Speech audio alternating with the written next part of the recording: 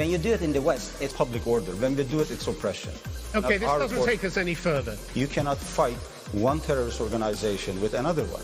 Turkey has outraged many of its allies and partners with its military operations in Syria and a whole catalogue of human rights violations against its own people. My guest this week here at the Foreign Policy Forum in Berlin is Turkey's presidential spokesman, Ibrahim Kalin. How does he justify his country's highly controversial policies at home and abroad?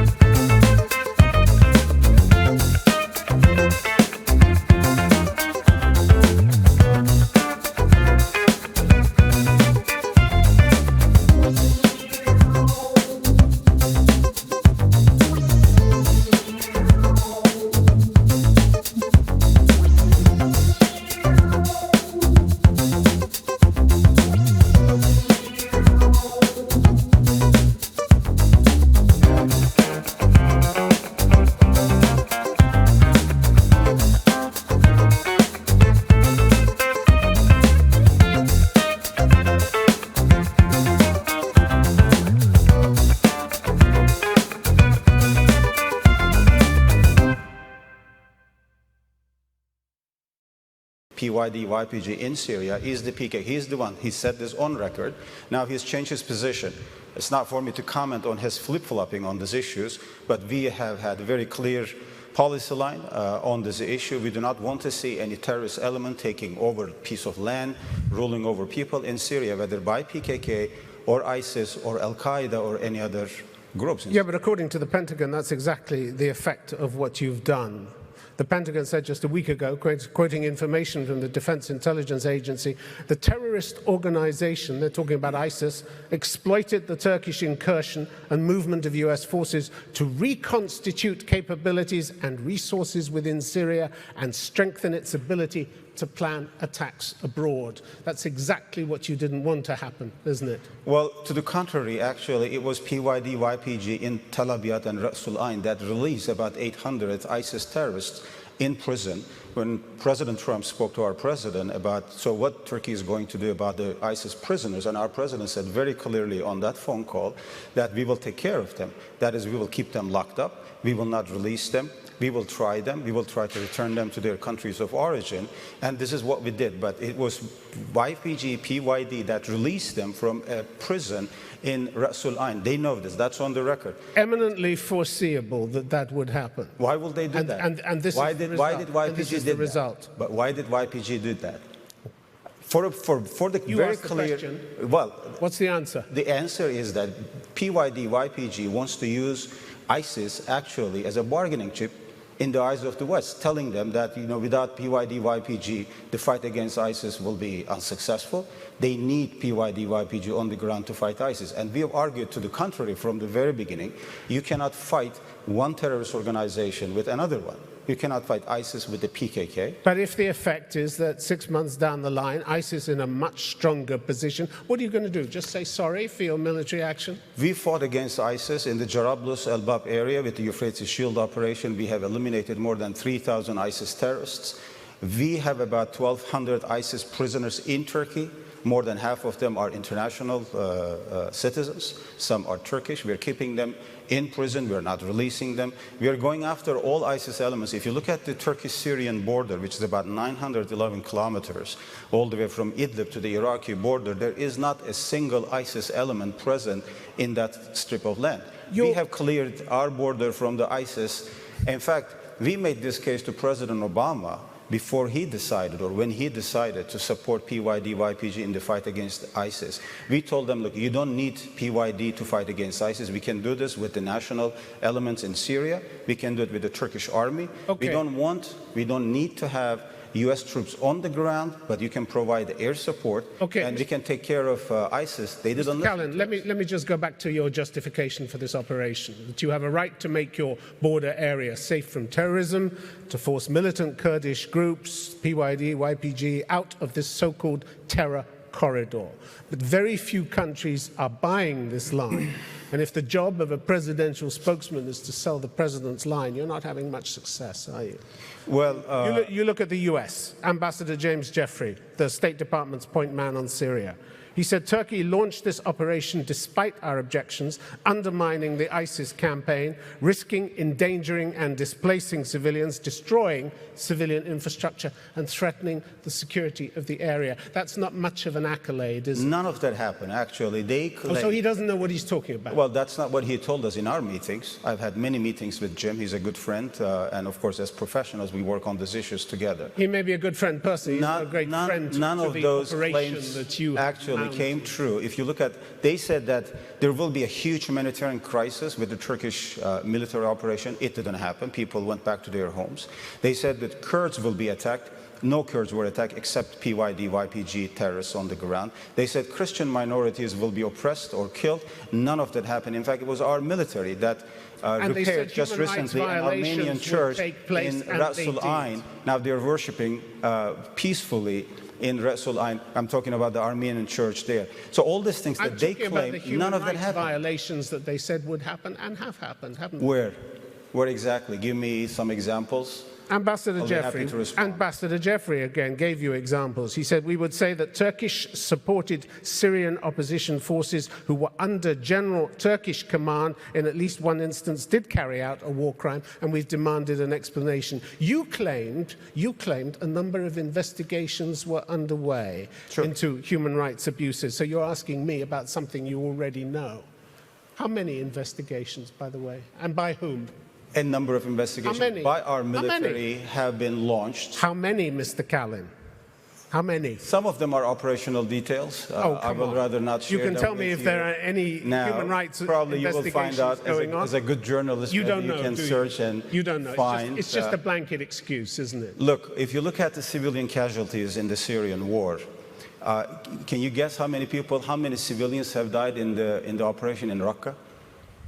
Make a guess. We're not talking about No, you're talking about Syria. You're talking about Syria civilian casualties. We are talking about human rights violations. Around 3,000 civilian people died in Raqqa. The city of Raqqa was destroyed, leveled to the ground.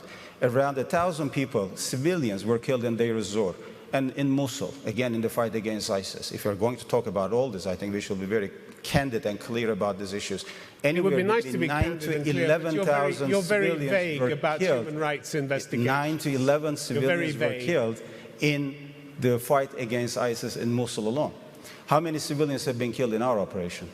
Mr. Kalin, you don't have a great record on investigating human rights violations, do you? So why should things be different now? In 2016, the UN Committee Against Torture cited credible reports of Turkish law enforcement officials engaging in torture and ill treatment of detainees. The committee said it was concerned at the reported impunity enjoyed by those who committed such acts. Impunity doesn't suggest you were doing much investigation into those things, does it? We have a zero tolerance policy towards torture. We have, in fact, cleared our prisons, our judicial system from torture. We've had this in the past.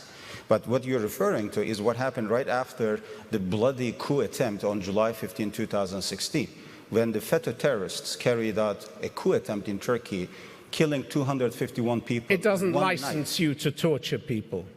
I didn't say there is torture. I'm not saying this to justify. I'm referring to those who made those claims who were actually behind this coup attempt, killing 251 people, injuring around 1,200 people, they had the intent to kill the elected president of Turkey. The reports, Mr. Kalin, go on and on. 2 years ago, the NGO Freedom from Torture said that from 2011 to 2016, all the years when Mr. Erdogan and the AKP have been in power, Turkey was one of the top 10 countries for referrals after torture. And in 2016, you moved into the top 5. No known investigations were ever carried out. The number of investigations have been carried out. How many? As I said, we have... How many and by whom? You want me to say 20, 30, 40?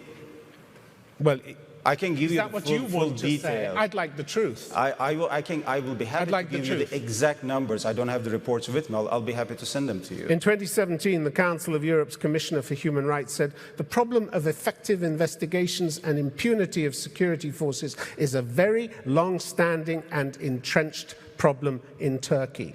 So you're not fooling anyone, are you? No, this talk of we are not in the business of fooling anyone. We are taking care of our own national security. When you face this kind of credible national security threats against the PKK or from the PKK, from ISIS terrorists, from FETÖ terrorists, those terrorist organizations, the West only recognizes one of them.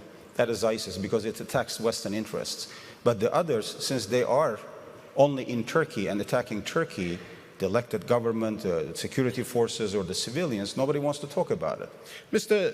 Kalin, you sent in last month, you sent in your Syrian proxy forces into the northeast corridor of the country, knowing that in all likelihood they would torture, abuse, and possibly murder people, because that's exactly what they had done in the northern city of Afrin, which you seized in 2018, isn't it? Not at all. In fact, August that year, Amnesty International reported you gave free rein to Syrian groups armed by you to commit serious human rights abuses in Afrin. That didn't happen in Afrin. There was looting in Afrin, and they were penalized. But it's the same group.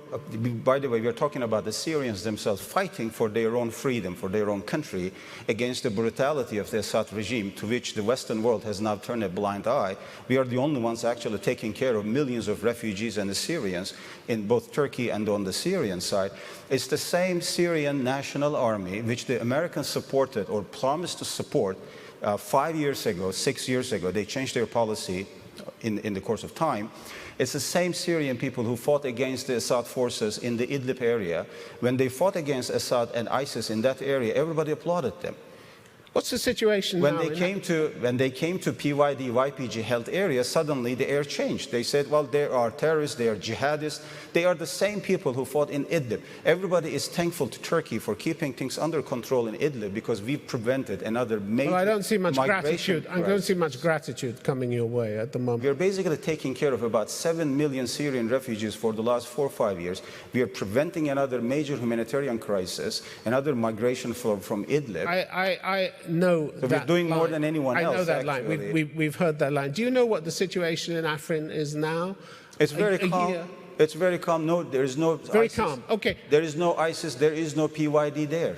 Much of what you're saying is PKK propaganda. Well, you say it's you're very, listening you say to it's PKK very people calm. in Syria. You say it's the very reason calm. they are upset about Afrin, the reason they are upset about Afrin, they lost a big chunk of land. If you ask the original Kurdish people living in Afrin, which is about 400,000, by the way, in Afrin, ask them how they are being treated now compared to how they were treated under PYD, YPG control. 2 months ago, the UN Human Rights Council, 2 months ago, the UN Human Rights Office reported the situation in Afrin, contrary to your nice assurances, remained dire. Armed factions had carved up the province into zones of influence. There was repeated kidnappings, torture, extortion, and assassination. That's some legacy you left behind, isn't it? No, look, we have cleared Afrin from PYD, YPG terrorists, which are the Marxist-Leninist leftist group, which is supported by all the freedom-loving liberal Western countries, including the Trump administration, which is really mind-boggling for me, that the United States will support a Marxist-Leninist organization in Syria in the name of fighting against ISIS. Well, what's baffling to them is that you have your forces on the ground, according to William Roebuck, who's the top State Department official in northern Syria.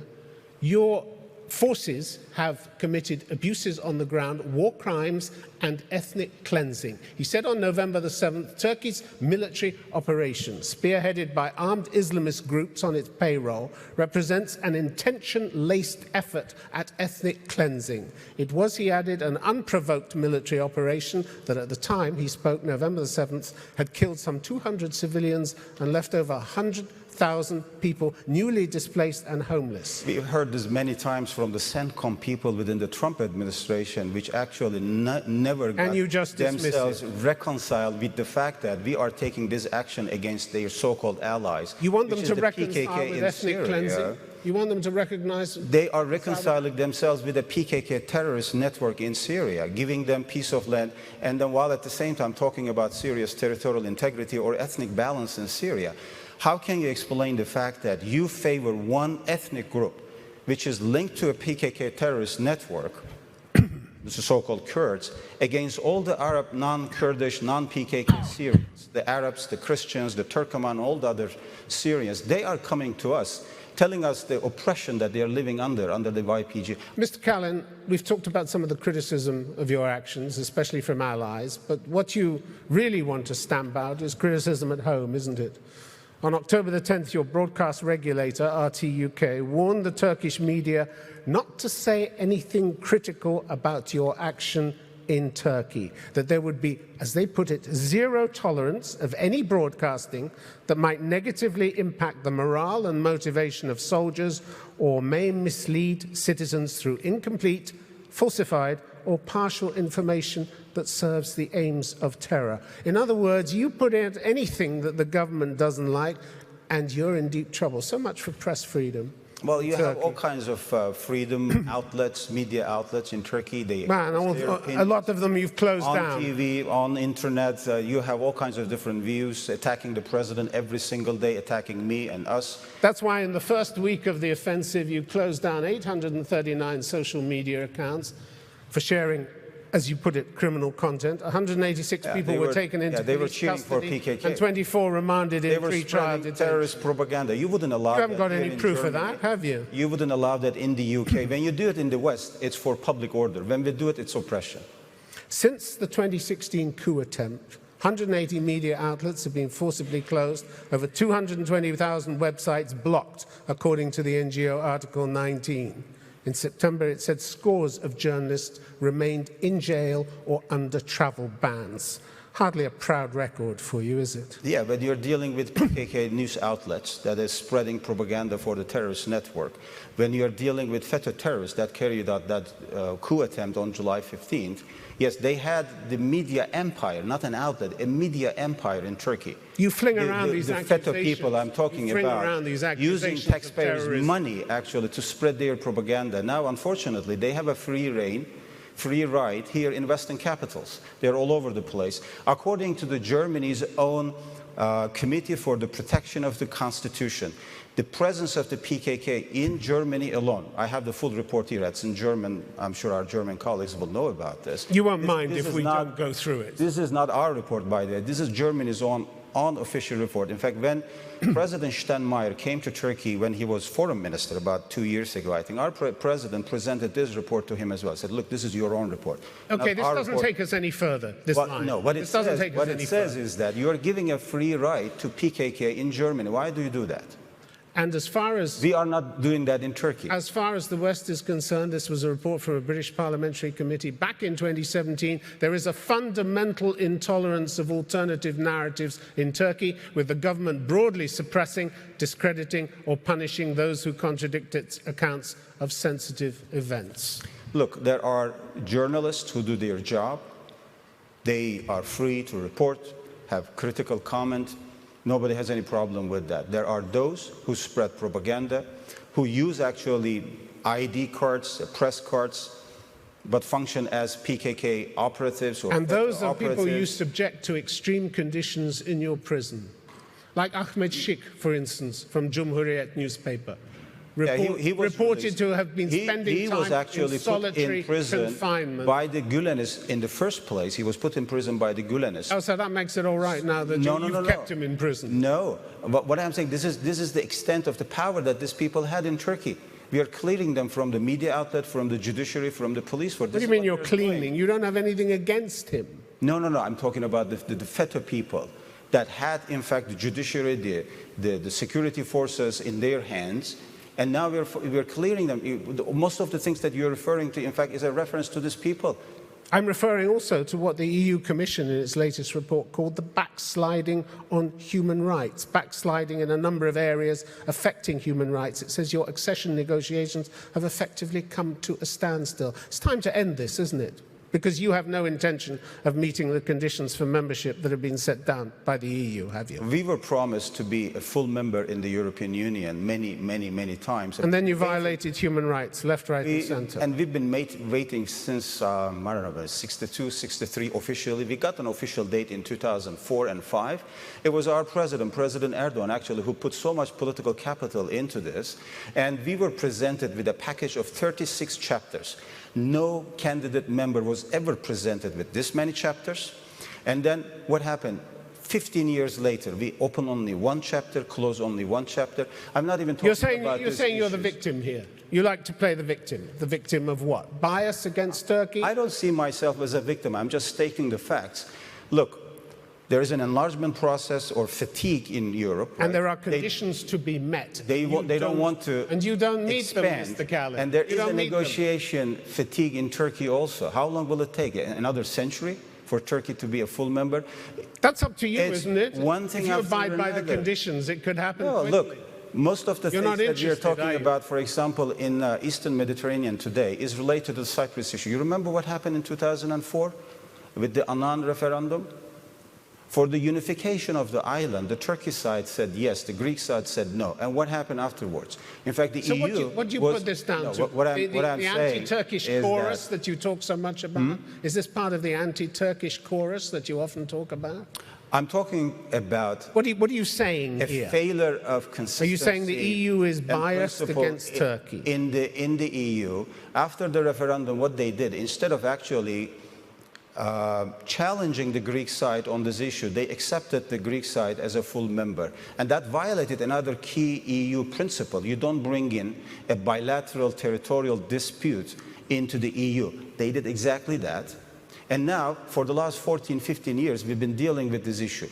So my point is that it's either Cyprus or human rights issues, or security, or Turkey's. It's one thing after another that is presented as an excuse or an obstacle for Turkey's EU membership. Okay, so you know what the conditions are, so you either want to meet them or not. Call it a day then. If you're fed up with it, call it a day. If the EU wants to do it, they're welcome to do it. We are still committed to joining the EU as a full member, nothing short of a full member. Mr. Kalin, let's just look briefly in the time we have left at the purges, the people who were after the coup attempt in 2016. I think I already answered that. The people who were fired from their jobs. Many thousands of them had to be cleared later on because the charges against them were nonsense, weren't they? Thousands of people who were falsely implicated in the coup attempt had to be reinstalled because the allegations against them were false. Not that they had the chance to defend themselves before they were fired. This is life under your AKP, isn't it? All right. You get purged, you have no chance to defend yourself. Are we on the eastern side or the western side of Berlin right now? Does it matter? What? On the eastern side. You know how many people were fired from their jobs when the unification happened? We're not talking about Germany. No. We're talking about... Look, you have to see this in context. I know you don't want to talk about this. You have to see this in context. Embarrassing. You know, no, when it comes to your own issues, you want to provide the context. When it comes to Turkey, you deny me the right to state the context. I'm asking the audience here, how many people were fired from their jobs when the unification happened in 1969? I'll give you the number. 500,000 people. So These are civil workers, these are soldiers, these are journalists, these are diplomats. You can play the what about game, and it's very fashionable. No, I'm providing a context these days. What about Mars? What about Venus? What about Russia? What about China? For what happened in Turkey. You're trying to evade answering the question. It's a very simple The fact is that tens of thousands of people were fired and humiliated, and their reputations were drawn through the mud before finally they were able to clear their names. Because there is a judicial path for this. Yeah, but look what happened in the meantime. They have applied. Those who were cleared, in fact, are free either to go or to apply for their jobs, and that's still a process underway.